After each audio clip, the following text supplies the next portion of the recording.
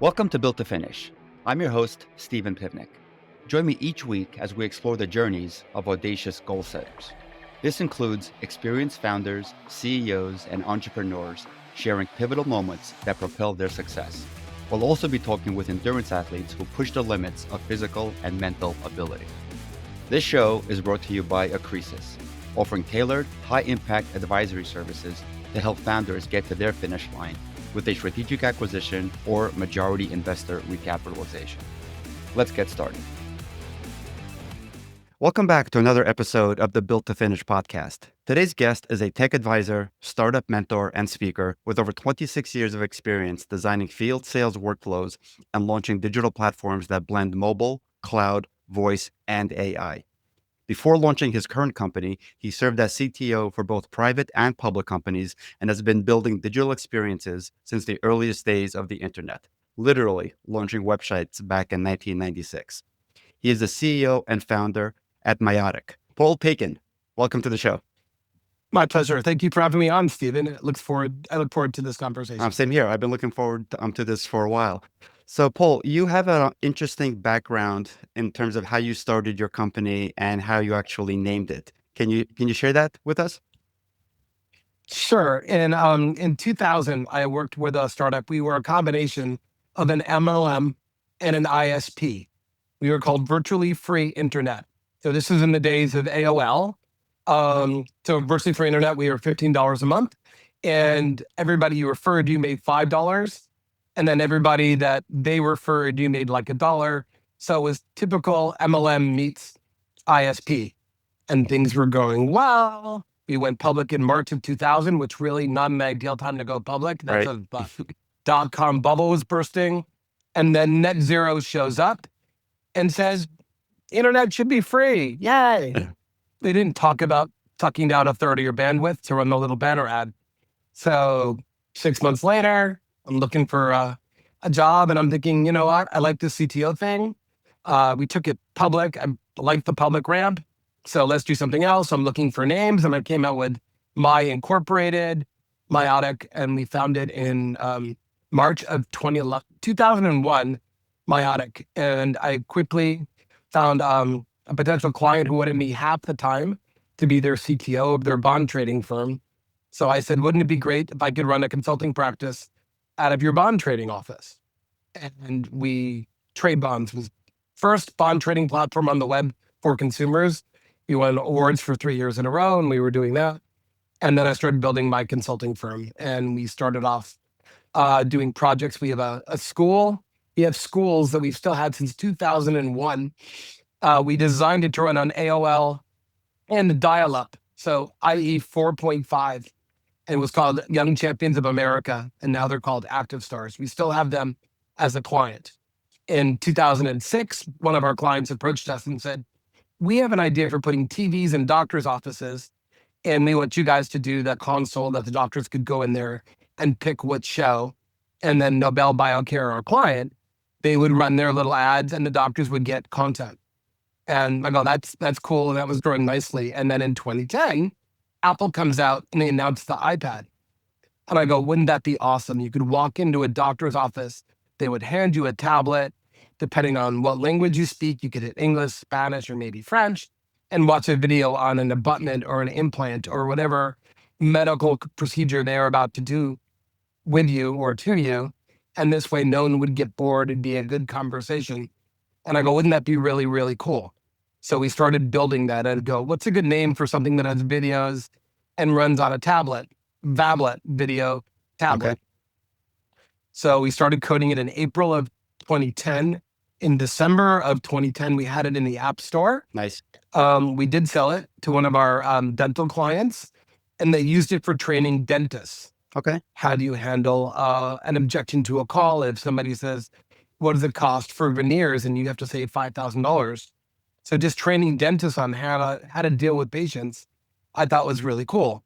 But we also learned that our original market idea of pitching us at dentists and doctors' offices around the world, it's very hard selling one doctor at a time. Sure. So we pivoted a month out of the gate to say, let's go for life science companies. Okay. That is a very high bar for the record. to try to get an Abbott or a Baxter to use you, you really have to have a good product and be proven. Well, Abbott and Baxter and J&J do use us. So I just misjudged, once again, for entrepreneurs, you have to watch cash flow and projections. Well, I didn't factor in how long it would take to get a contract with Abbott done. Just getting it through procurement takes months and months and How long months. was that exact sales cycle from beginning to end? 12 months. 12 months. Okay. So by 2012, we had Abbott going, we had Baxter going, and then we had a Swiss bank also. But it was roughly a year. So the first 2 years of cash flow were not really as we had intended. They were kind of painful. I learned from my grandmother, you always pay the laborer. So me and my co-founder were the ones who went without being paid. We're the ones who went without medical insurance. But we made sure all of our programmers got paid. Sure. And we've always been that way ever since. So after going after life sciences, and what we also, my philosophy is listen to your customers. So we ask our clients, what features would you like us to add? What we've also learned by doing that is they're not the most creative people on the planet. So if I say, hey, what reports do you want? There'd be like looking at deers in the headlight. You really have to say, let me mock up a couple and tell me which one you could use. So we changed our sales strategy, but by going after medical device and staying in medical device, we could be really, really good. Okay, life sciences is the overarching, that's the real niche that we're in. But medical device companies, you can have small medical device companies and you can have really, really large medical device companies. They have the same compliance requirements. So early on, there is no ego. If you're a 10-person medical device company, Vablet is a great product for you. It's very easy to run. You'll be compliant. It's also very good for a large client like a Baxter. But because we had this strange thing, most people think you've got your big clients, you've got medium clients and small, and we have this barbell. We have a lot of really small and we have a lot of really large, but very few in the middle because they have to go through the chasm, so to speak. But we really like dealing with medical device and also for entrepreneurs. But the decision in 2011, do we take capital? Do we not take capital? Doing a raise really takes the CEO and the CFO's eyes off the ball. It's a double full-time job. You're doing your 40 to 60 hours to run the business, and you're doing another at least 40 to 60 focusing in on the capital raise. But thinking about the capital, it's really a different mindset.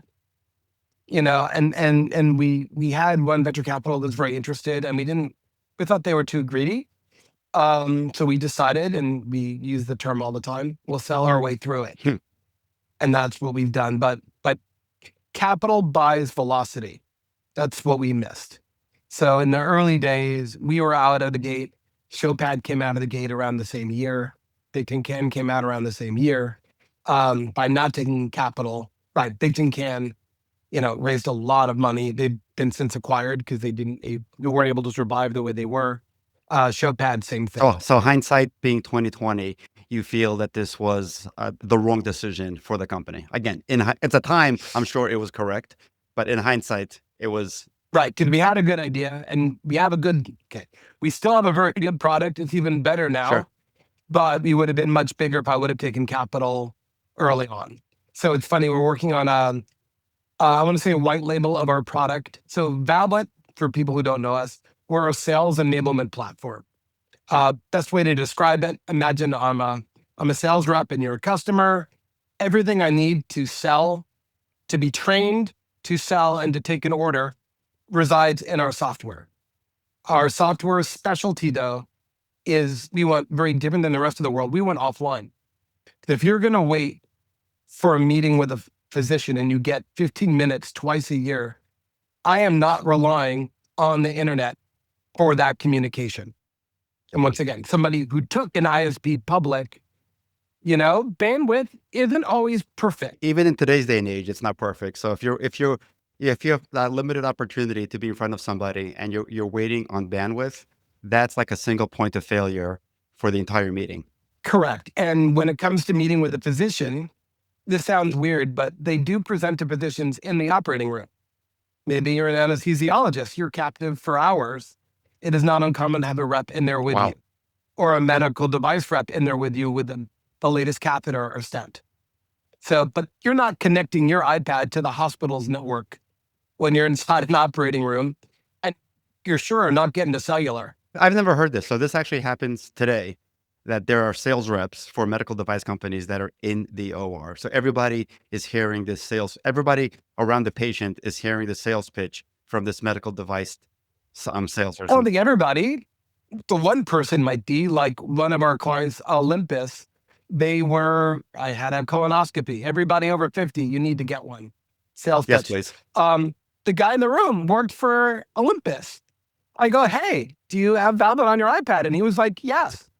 So, but I wouldn't have thought that, right? I wouldn't, but it does make sense. If an anesthesiologist is going to be there and they can't leave, you might as well pitch them. But medical device reps are very scaled physician assistants or nurses.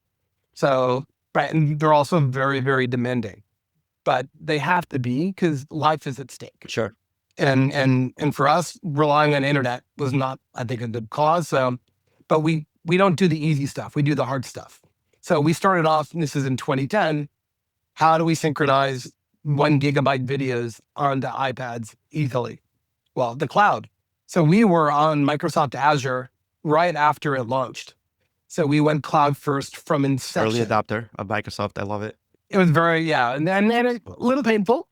But it was very beneficial because everything we knew was on the Microsoft stack and might as well align. It was really AWS, but AWS wasn't fully Microsoft compatible back in the early days, or we went with Microsoft. And quite frankly, I don't think you're going to go wrong betting on Microsoft. I totally agreed. ever. My entire company was built on Microsoft, and we made a huge bet on that pony, and it paid off in spades. So let me unpack something that you covered earlier on. You had like one of the big events that a company can have. You actually took a company public, even though it was probably the wrong timing. We talk about exits a lot on this show, and so most exits are to either strategic acquirers or to financial acquirers like private equity firms. But you did the ultimate. You took a company public. What were some of the things that you put into place to maximize the outcome of that IPO? It was really interesting. Well, okay, we had to make sure as an ISP our technology worked. And then to show that we were more than just an ISP, we actually even had an emailing platform. So we were sending out 1 to 2 million emails a day. This is in 2000. Today it's easy. Back then it wasn't easy. So we had multiple revenue streams. We could advertise on our ISP by having banner ads on the top. For those of you that remember, little banner ads on the top. But we also knew that if you had dial-up, everybody who got a dial-up account, they got an email box.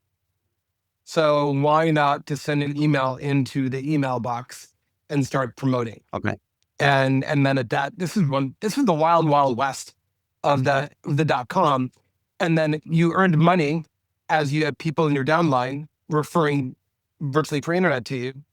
To pay them, we had them get a PayPal account. And we said we would pay you on a PayPal account. Well, in the early days of PayPal gave us $5 for every new subscription to PayPal. That's a nice revenue stream right there. So we were, once again, how many revenue streams can you get? So we thought the emailing revenue stream with banner ads in the email, that was revenue generating. The PayPal was revenue generating. And then we had on our own website for fun, I know it doesn't sound like fun, but this was the old days of the internet. We had ads on the top. And if you clicked on the ad 4 times in an hour, you earned 60 cents. So we had games and chat and all those other things. So we had lots of revenue streams until you realize that the advertising model for banner ads really wasn't a sustainable model. But the emailing model was good, but I was not in control of the company. If we would have just stayed, once again, and been an email shop, right, I had 22 email servers. Wow. And even in the early days, we knew that Google would throttle us. So we would send 500 emails into AOL, and Google, and then we would rotate the domains that we were emailing to So we never got into trouble. We watched our bandwidth really carefully. But the charter for the company was as an ISP. And that really, I didn't have enough control of saying, no, let's become an email marketing firm. And if you think about most MLMs, they really are marketing firms. But the two founders, one was owned used car dealerships and the other one writes law books. So between those two guys, I couldn't do anything, but I learned a lot and I learned what was good. We tested everything really, really thoroughly. We didn't allow downtime. If it was 2:00 in the morning and I had to pull one of my son's servers out of its rack and add another CPU, we would make sure the other ones were holding up the site. We looked at our bandwidth. So once again, that reliability, people really relied on the internet in the early days. They still rely on the internet today. Oh, for sure. But now, if my phone dies, I can go to my computer. My computer dies, I can use my phone. I have redundancy. But because of that fear of lack of internet, right, that spawned our complete Vablet platform. And to this day, we're working on a derivative of our product to help people capture data in the field.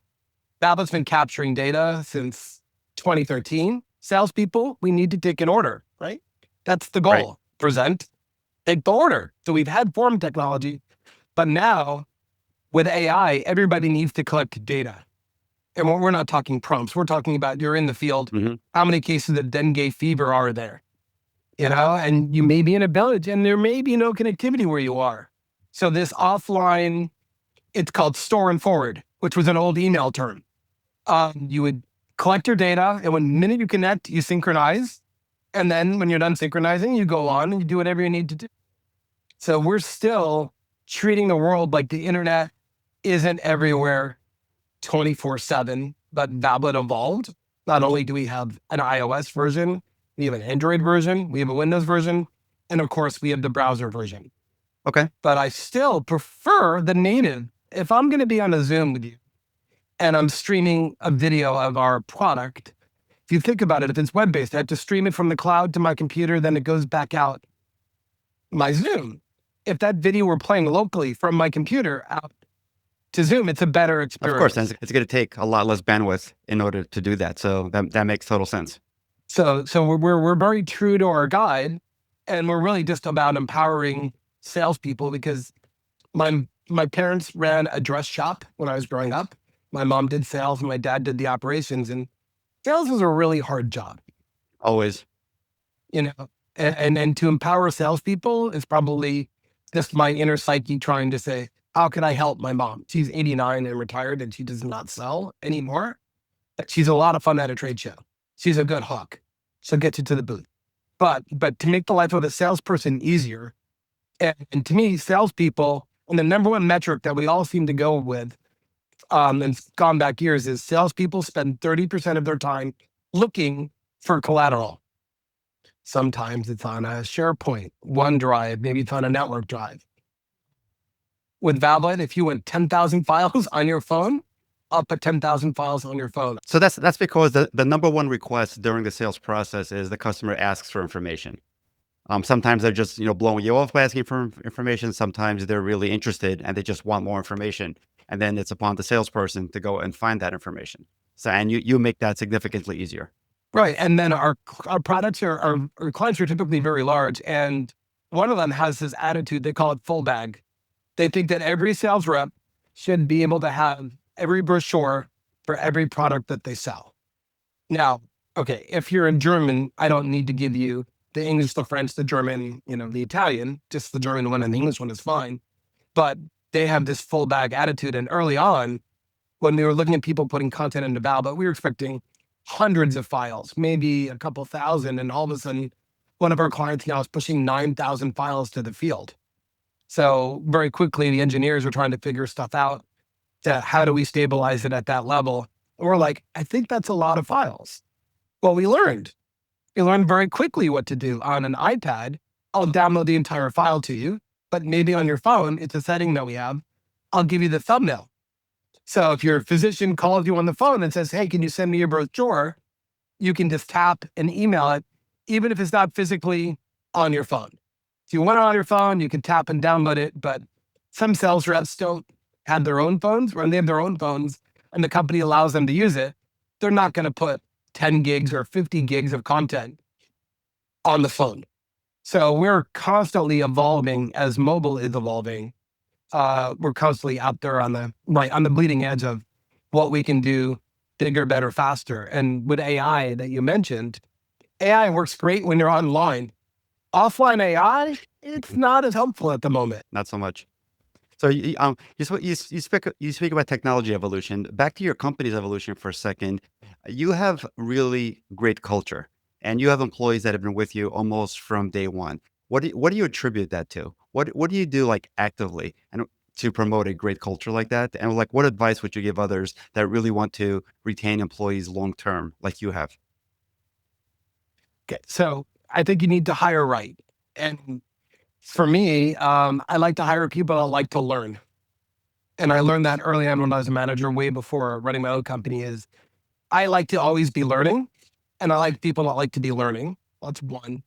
And then with tech, I think, I know programmers like to be respected, and they can get very deep in their silos of knowledge. And I try, to cross pollinate, but I don't try to be the smartest person in the room, and they know that I'm not. I just like to be the broadest person in the room.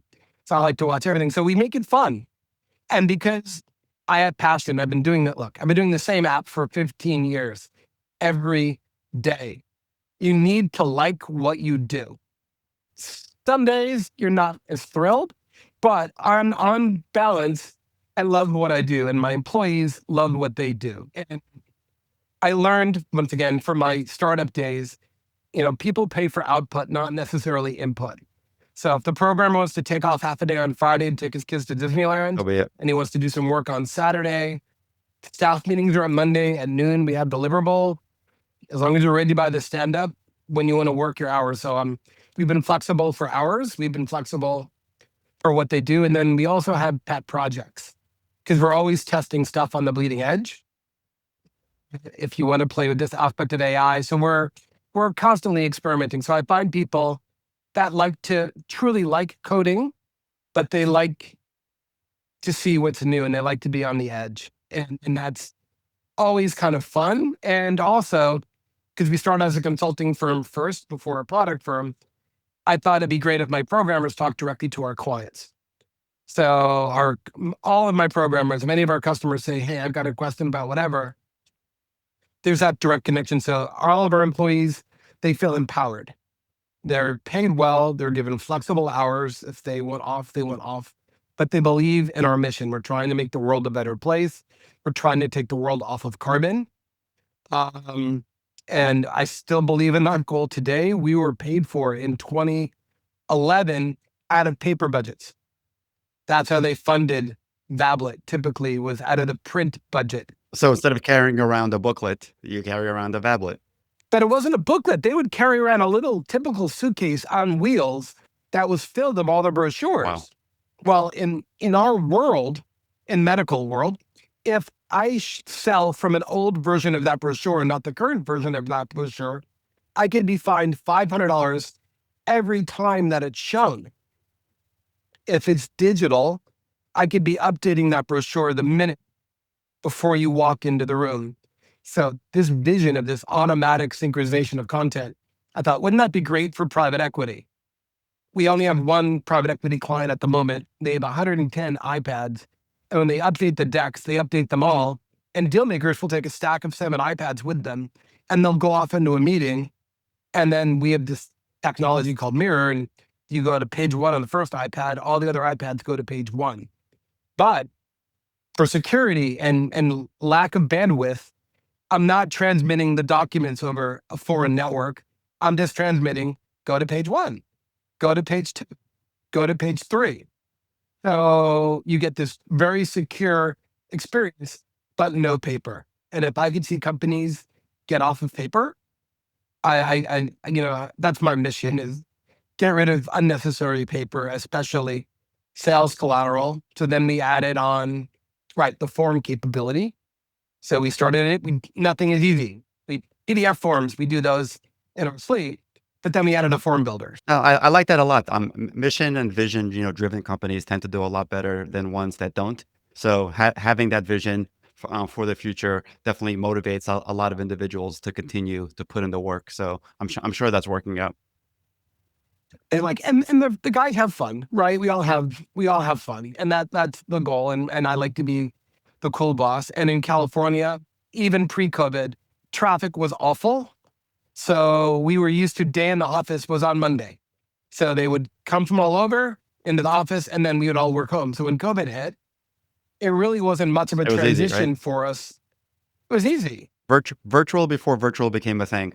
But now what I've learned is I moved to New York when COVID was ending, and my programmers were in California, and going back every other year wasn't enough. So now I'm going back quarterly, and we just get into a room. Okay, we always break bread, so there's always a meal involved, and then just to brainstorm. But I like putting white papers up on all the walls, and then we're just all taking notes, picture digitally, and then the tasks go into the project management system, and we have our roadmap. And it's not rocket science, but I listen to my programmers because look, they really know what's possible more than I know what's possible because I'm looking ahead. I'm like, oh look, this is .NET 10. How soon can we be on .NET 10? And they're like, nah.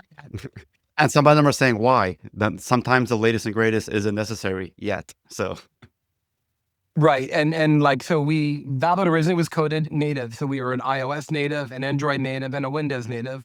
And then we went to Microsoft technology for Xamarin. Right. And what was the trade-off? We had a little performance trade-off, and you can't get some of the elegance of the individual operating systems. But since we went to Xamarin and then we went to Maui, because Microsoft, forced us to, we would have stayed on Xamarin probably for another year or two because Maui wasn't fully baked when we cut over.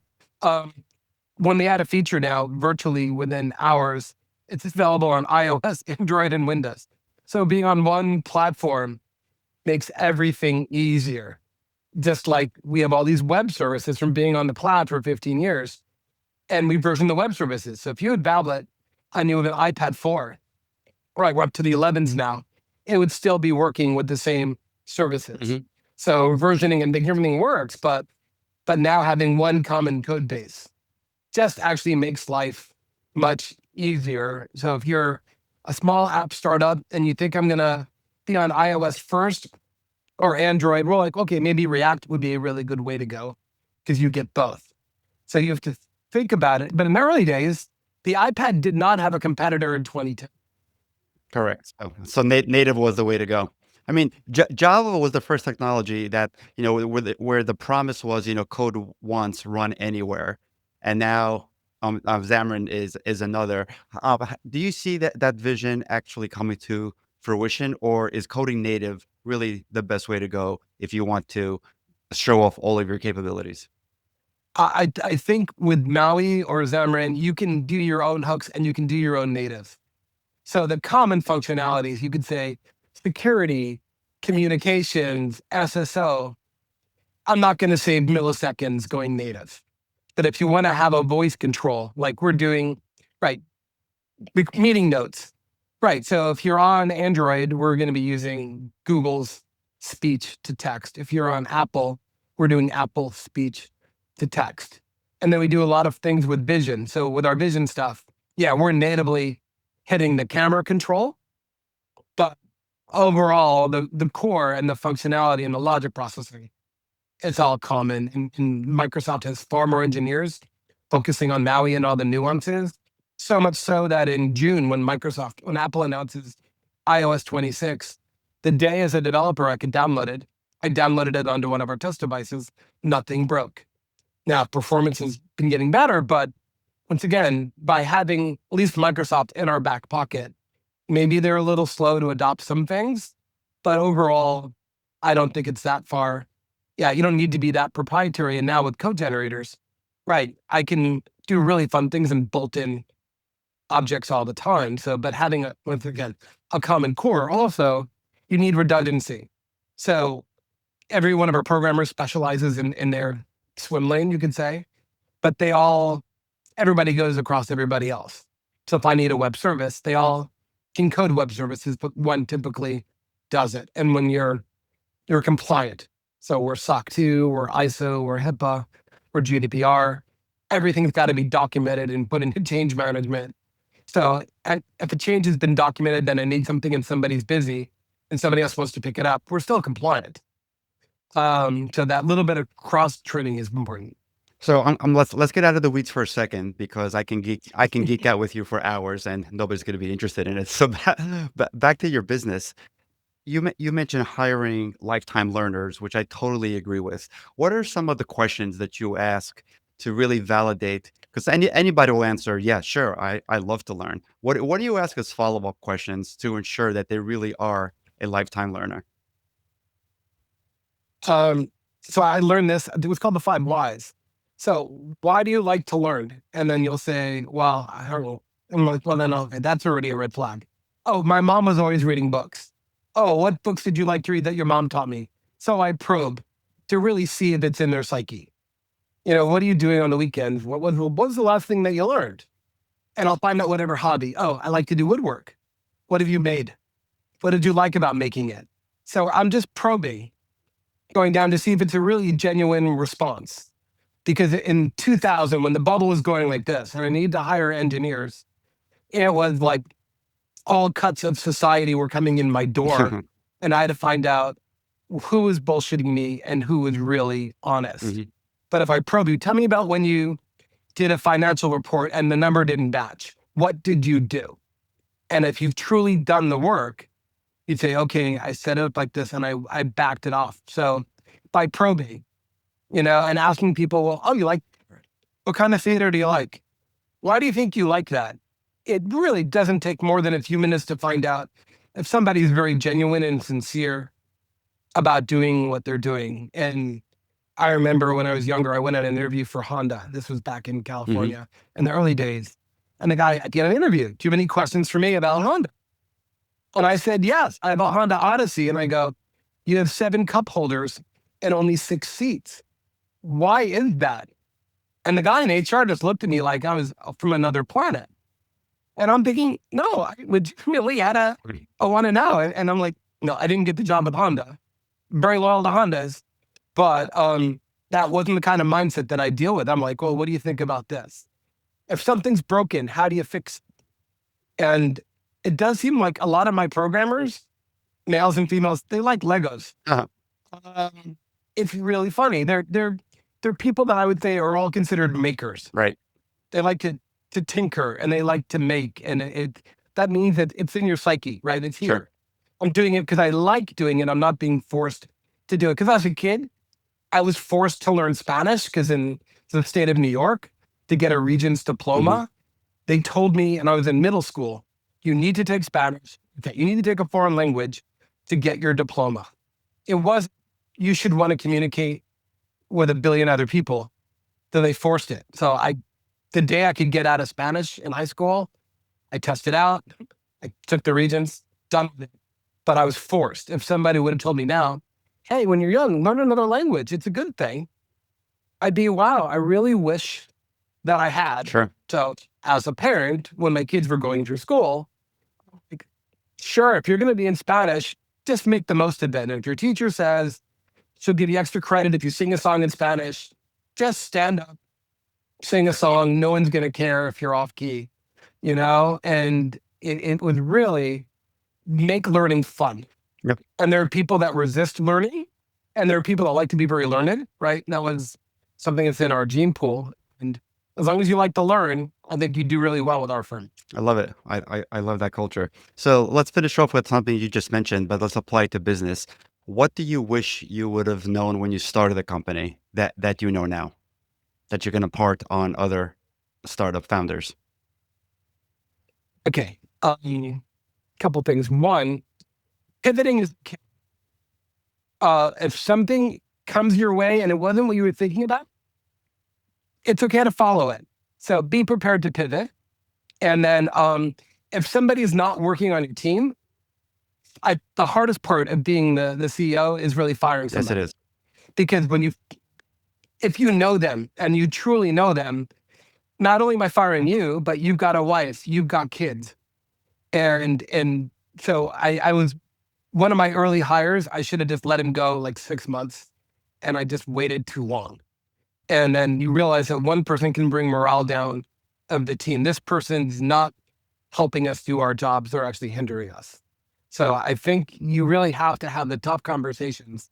If I can mentor and coach somebody and turn them around, I've done that. Okay, I haven't had to do that with Meiotic, but I did that before.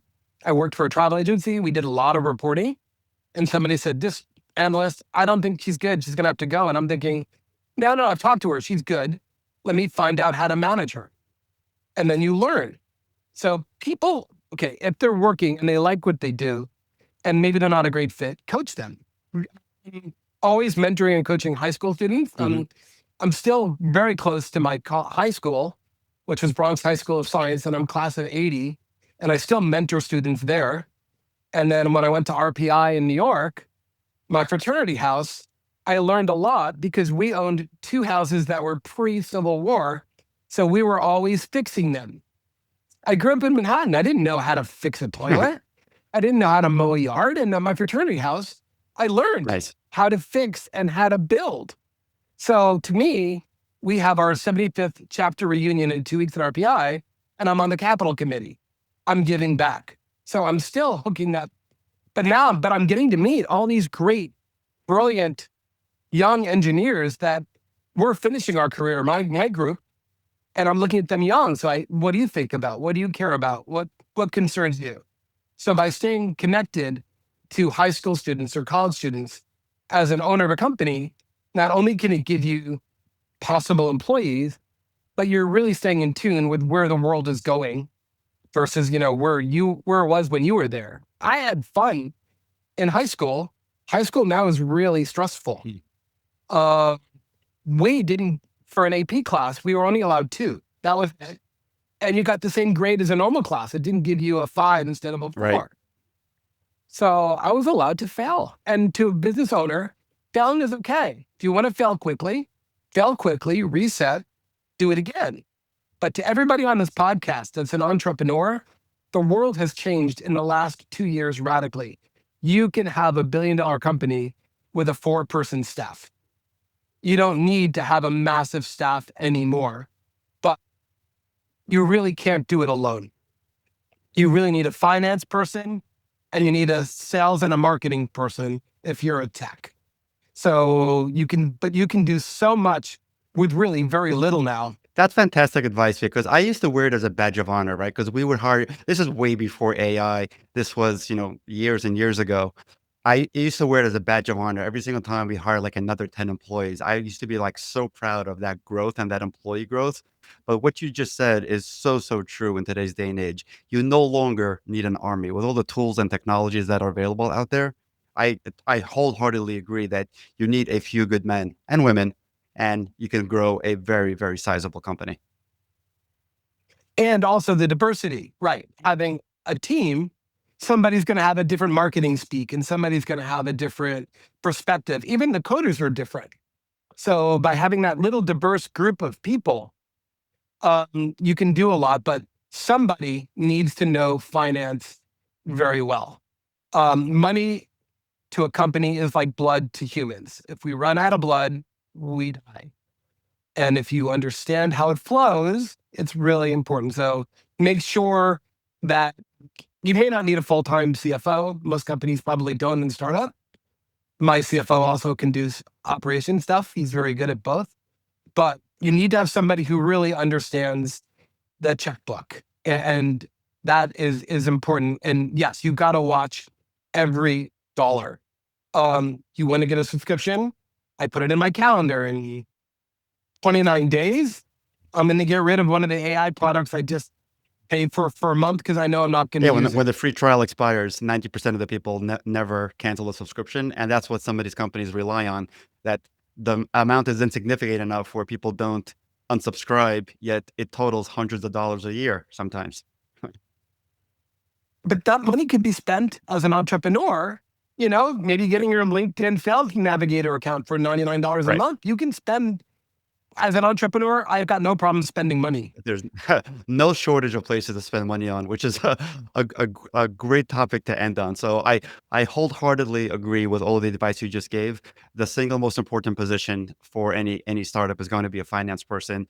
Most finance people that are, worth their salt, they actually know operations as well. So you can get a 2-for-1 there.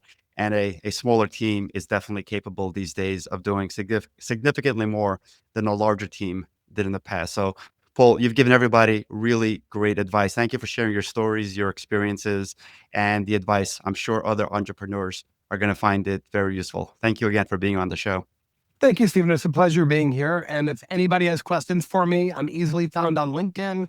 Think of Tablet with a V. I'll answer any question you want to throw at me. I'm here to help because a rising tide lifts all boats. Exactly. Thank you for answering my last question, which is going to be your contact information, which you've provided. So thank you for that. And thank you for listening to another episode of the Built to Finish podcast. If you've enjoyed this episode, please do like and subscribe. It does help the show a lot. Thank you very much for tuning in today. Until next time. That's a wrap for this episode of Built to Finish. Thank you for tuning in. For show notes and more details, head over to podcast.stephenpivnik.com. Special thank you to our sponsor, Accresis, offering tailored, high-impact advisory services that help founders get to their finish line with a strategic acquisition or majority investor recapitalization. Catch you next week.